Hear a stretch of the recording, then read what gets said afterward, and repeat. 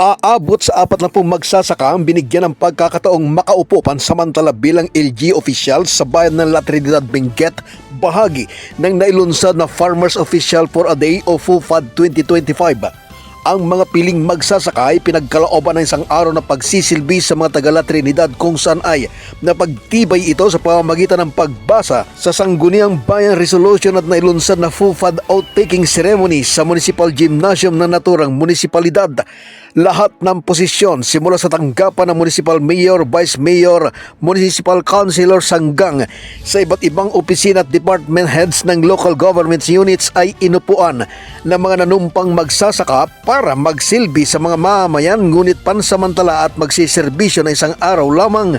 Ang magsasakang si Joseph Mangibin ay masayang ipinahayag ang kanyang naramdaman matapos pagkaisang piliin bilang FUFAD Municipal Mayor ng bayan kung saan ay sobrang proud umano siya at ng kanyang pamilya, mga kaibigan at mga kakilala. Very exciting naman. In the part, matagal ako sa farm. Ibang environment doon. Experience doon.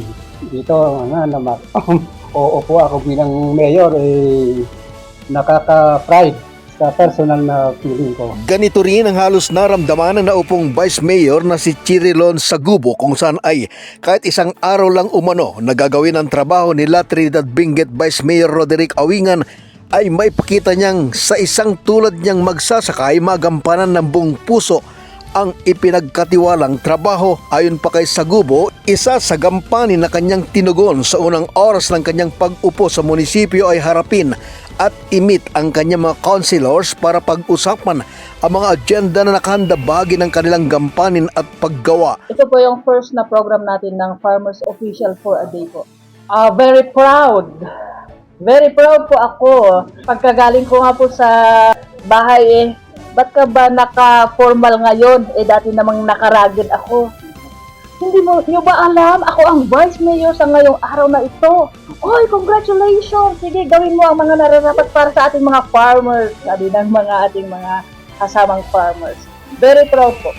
Ang mga farmer ay nakikilala na.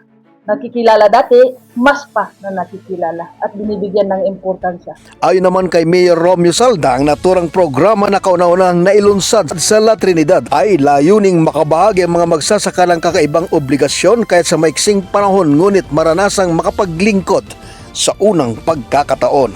Mula sa lalawigan ng Benguet para sa mata ng Agila, Northern Luzon, Frederick Lyoda, matatag, matapang, matapat.